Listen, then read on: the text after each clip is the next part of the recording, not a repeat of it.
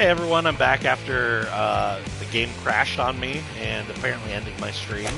So we're restarting things and back in the swing of things.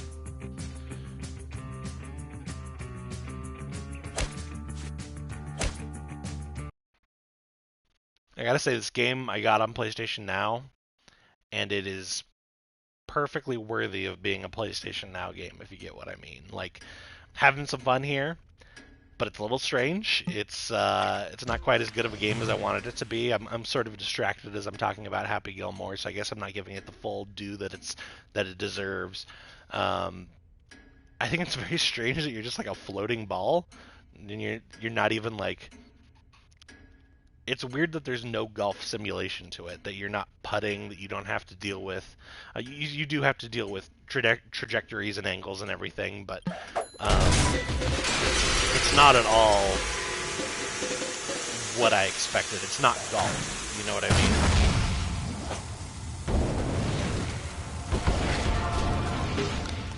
Okay, I got that champagne. Let's get this one. There we go. I want to see if I can do some damage to this clock. This is the clock room after all. R2, L2, oh no.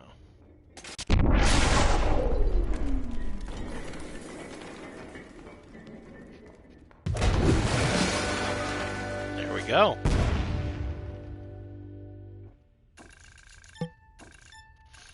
I think when the last one crashed, we were in the middle of going through the what the hell categories. The last one I was talking about was everything with the alligator, hand being bit off, him falling out the window and dying after seeing the alligator head in there. Did Happy kill the alligator and cut off his head during the middle of a golf match, or did he wait until the game was over? These are all questions I have. Also, not sure when the stream cut out if we got to the happy place, which is sort of what Happy is taught in terms of like going zen and of course finding his happy place so he can be calm when he golfs.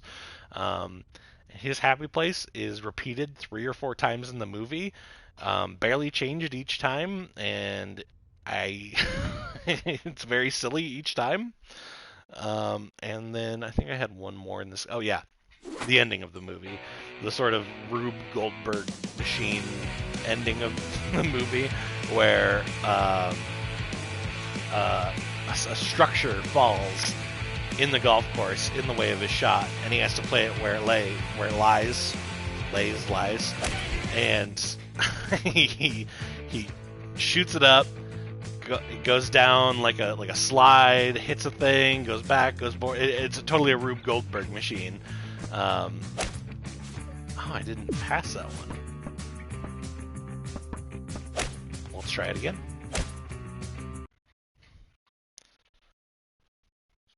So yeah, the Rube Goldberg machine at the end is my last what the hell nominee. So I think of those that I named, I'm gonna go with Ben Stiller as like my what the hell winner. Because as I've said a couple times, I did not remember him being in this movie. I did not expect to see him doing anything remotely like he was doing. The old people sweatshop was just crazy.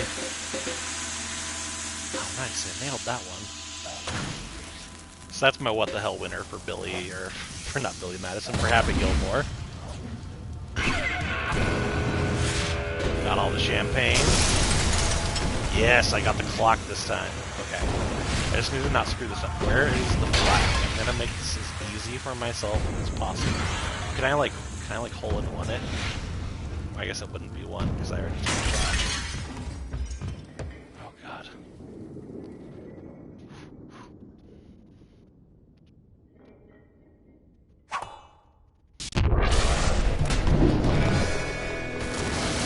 Nailed it.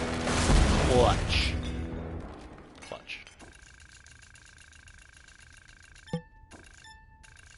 Come on, give me all the bonuses. Oh, it's just a silver again. What do I have to earn in order to unlock a new level? Let's find out.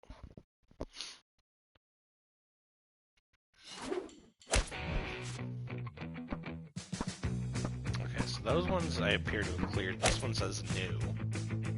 Oh, there is a new one.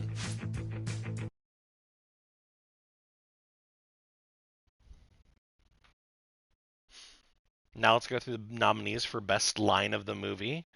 When Happy's girlfriend is breaking up with him, and she says that he's a lousy hockey player, and he calls her a lousy kindergarten teacher.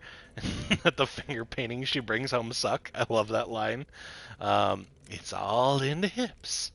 It's all in the hips. Just tap it in. Just give it a little tap. A tap, tap, taparoo. Um, Go home ball, that's your home. Are you too good for your home? Love that. It's probably the winner. Oh, and another great one from Shooter McGavin is, I eat pieces of shit like I eat pieces of shit like you for breakfast.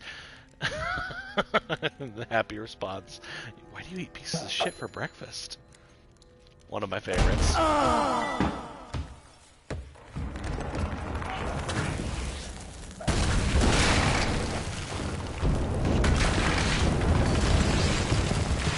So I think of those, like, we're gonna have to go with "Go Home Ball" as the winner. That's definitely the best line. Okay, get it.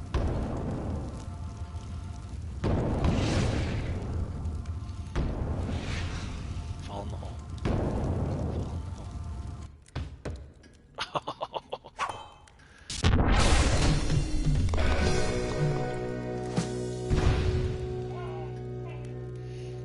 That, if you hear a dog barking, howling, whining, that's one of my 3 dogs, Avenger or Justice or Kenobi. They're everywhere. Silver again. Remember the days of me getting platinum trophies? Those were the good days.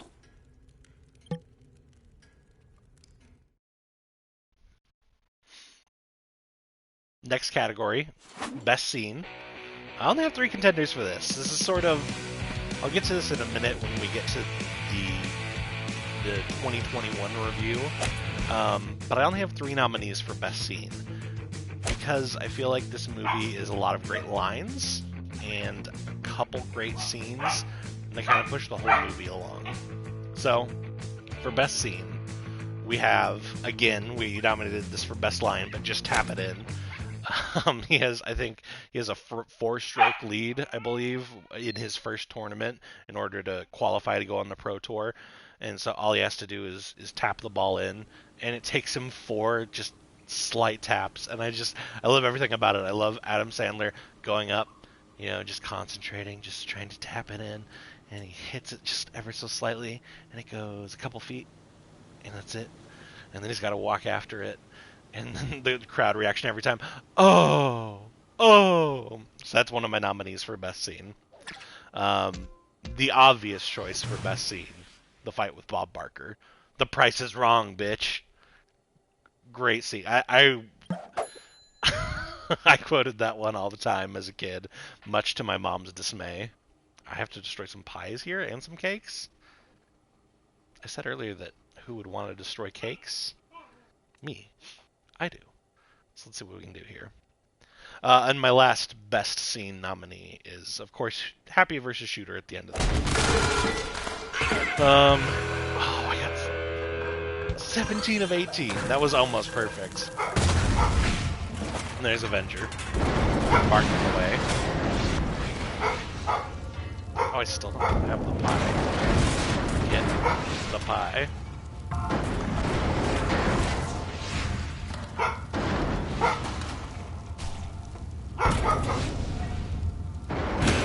Got it.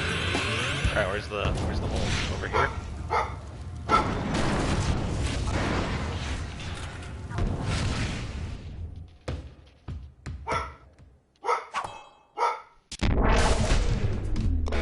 We did it. Probably another silver. I think I'm not doing enough destruction.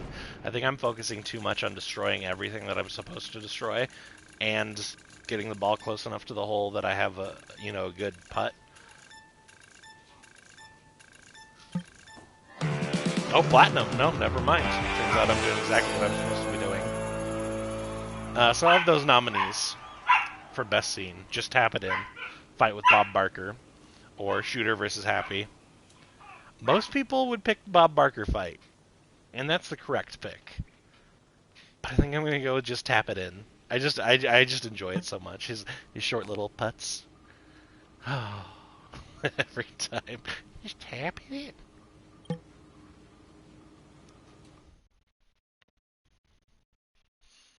All right, we've got two more categories, and then I'm gonna do a retro review, or I guess a 2021 review. I don't know what I'm calling it. I don't have all the categories figured out yet. So for the next category, you guys can help me think of a better name, but I have the non-actor MVP. So we're gonna have an MVP for actor, of course, but this has to be like a directorial flourish, or it has to be something fun in the script, or it has to be up on set, or a costume. You know what I mean? It's got to be something along those lines, a bit more ethereal than like, oh, Martin Scorsese directed this movie, so obviously he's the MVP, or Adam Sandler's probably the MVP of the movie he starred in. So, for some examples, here are my non-actor MVP nominations. I'd say Adam Sandler's music taste overall. He always has to put a little bit of music so he literally puts music he loves into the soundtrack, but he also has to put it into the story itself. Like you think of Big Daddy and how much he incorporates the band Styx into that and his love for Styx, and it becomes a key plot point. Well, I wouldn't say that this becomes a key plot point, but his just love of Kiss and how his grandma used to dress as Gene Simmons or whatever to make him happy. I thought that was pretty funny. All right, paint cans, trolleys, paint cans, trolleys. Got it. Let's do this thing.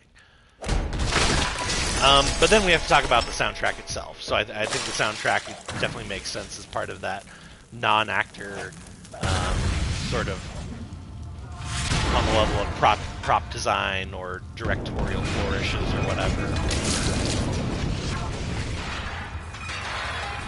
I got so distracted that I forgot what I was going for. So that was paint cans and trolleys.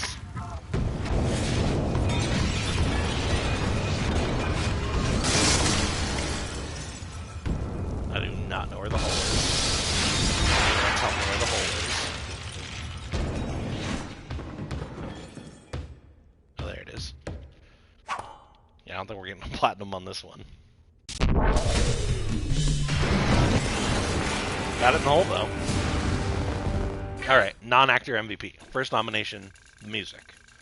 Incorporated into the movie, the actual soundtrack itself. We've got, oh, oh, it's magic. I'm going to get a copyright strike because I sound just like the song. I'm going to trick the algorithms. Tuesday's Gone with the Wind. Just good soundtrack overall. Next nominee, the name Shooter McGavin. Think about that. That is a perfect name. That's a perfect villain name, but even more than that, I think it's a perfect golf player name. Shooter McGavin. I got a gold. Thought I did poorly. Turns out I did pretty well. Don't understand this game. Kind of one of those things I was talking about. The game's not great. Alright, music. The name Shooter McGavin. And the last nominee for non-actor MVP, Happy Gilmore Swing. Classic. Everyone knows it. It's such a thing that I saw earlier today on ESPN or something that Adam Sandler today, for the 25th anniversary of Happy Gilmore, recreated that swing. It's just iconic. The golfers use it when they're screwing around. You see it and you know exactly what it is. So I think for those reasons, to just jump ahead to the winner of that category, I think the Happy Gilmore swing has to win. All right, let's go on to our next match, and then we'll get to the final category before the review.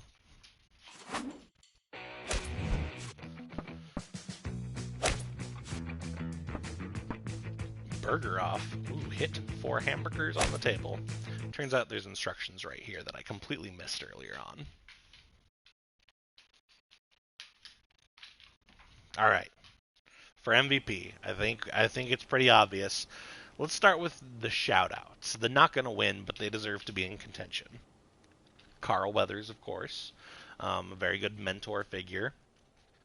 Julie Bowen, an underrated girlfriend in a movie.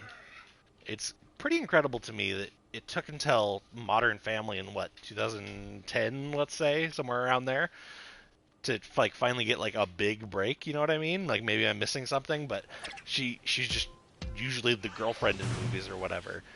And watching it in this one, I think she surpasses that typical like girlfriend in a comedy role.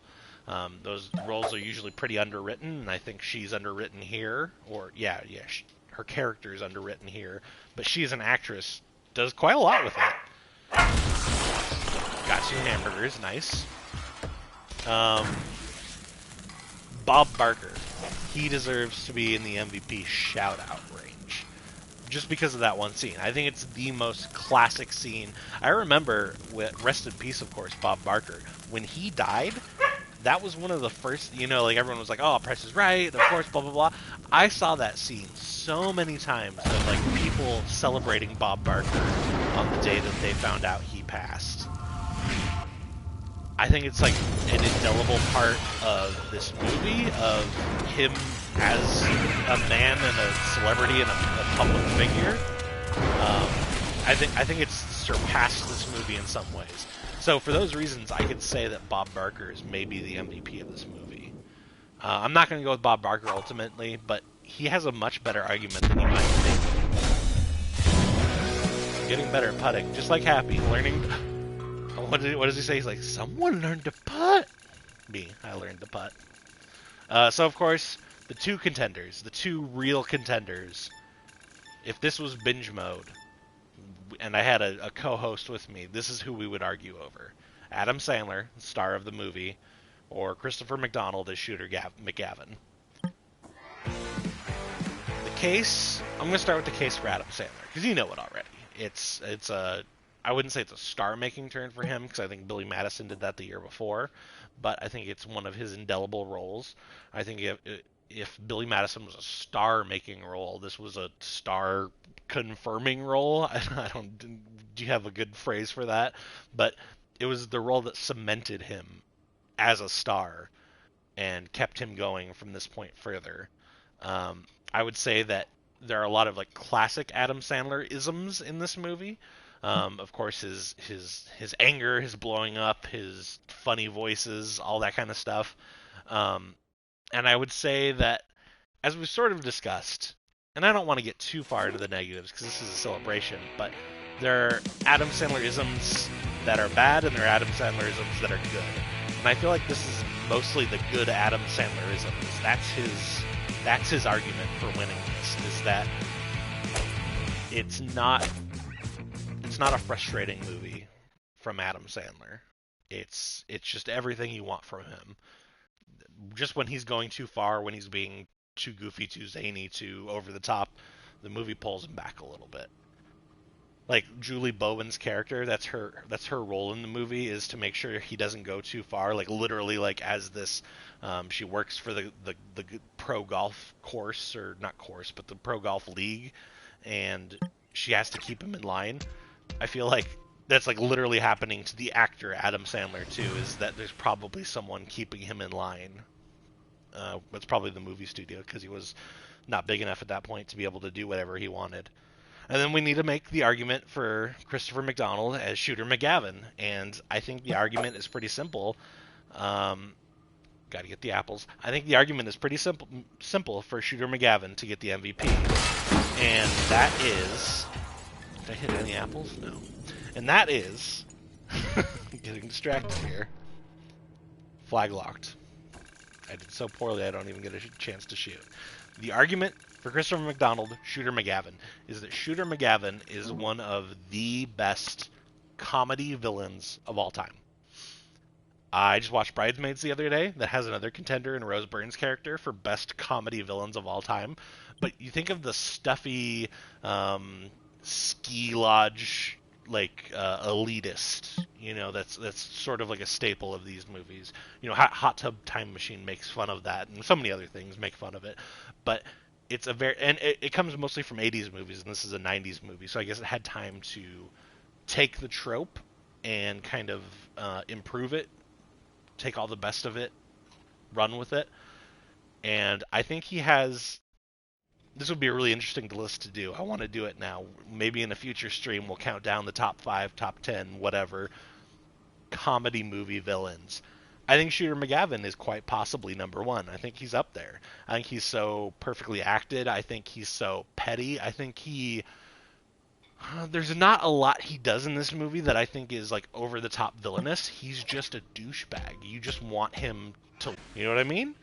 Like you just do not you want to see Happy win and shove it in this guy's smug face, you know? He's perfect. He's a perfect villain. Got some apples that time. Oh, flag locked again. What do I have to do? So what is it? Is it Adam Sandler doing Adam Sandler things, being a movie star? Or is it one of the best movie villains of all time? I don't know. As we say here, I don't know. I'm going to go. I got to give it to Adam Sandler. This is Adam Sandler's movie. He wins it. He, as I've said a couple times, he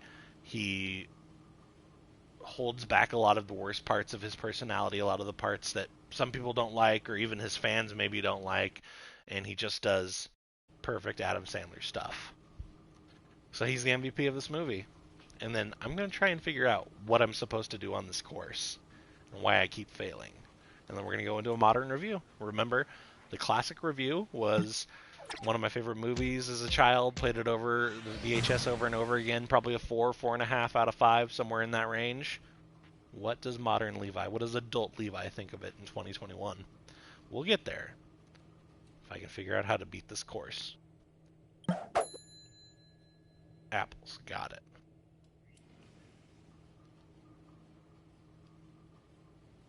When I hit the hint button, that's all that happens. Oh! So I just had to get a good shot to begin with. I guess they've changed things around. Where's the flag at? Oh, there's the flag. Okay, so we need to do a lot more damage. Some pots and pans. I kind of want to get under there. Get those cans.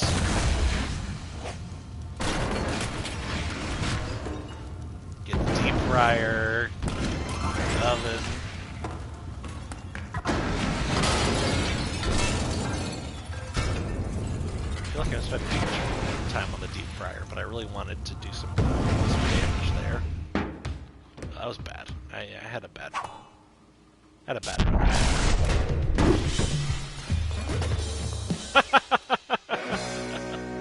Oh, that was another clearly not intentional, but I did it.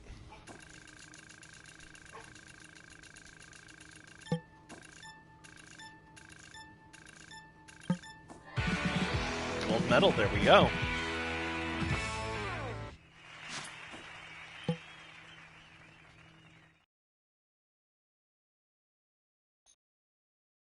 Alright, classic review, done. Let's get into the 2021 review of Happy Gilmore. So I think in 2021, the movie holds up better than I thought.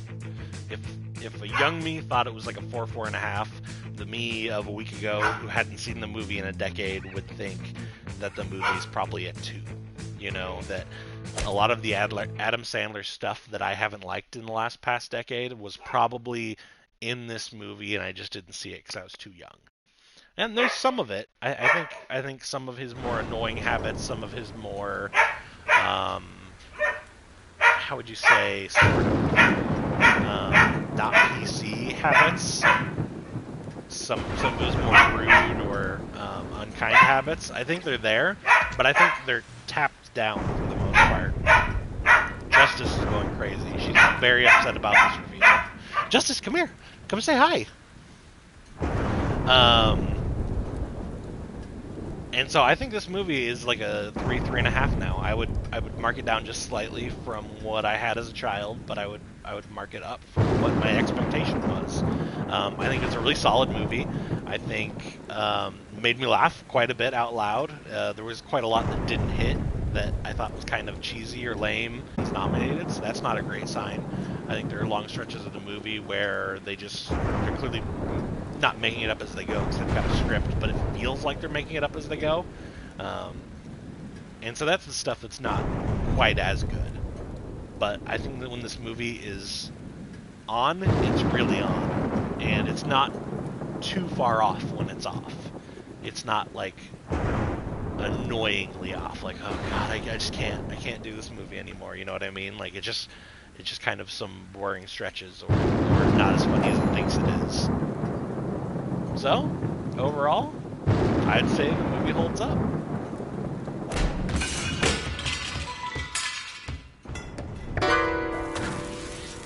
Let's get these last 3 candelabras, and then we can wrap things up. Fun to destroy pianos. I think I got that one.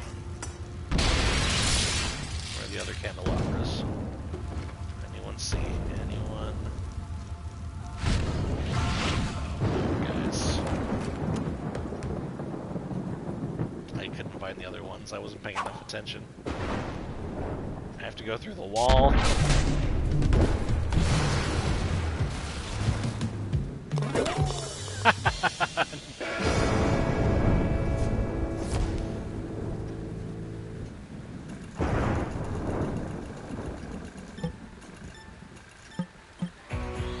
Bronze medal, I kind of skimmed through that pretty quickly, but bronze medal, so I did the thing at least. So that's it for the 25th anniversary celebration of Happy Gilmore. Happy Gilmore in review 25 years later, whatever you want to call this that we did.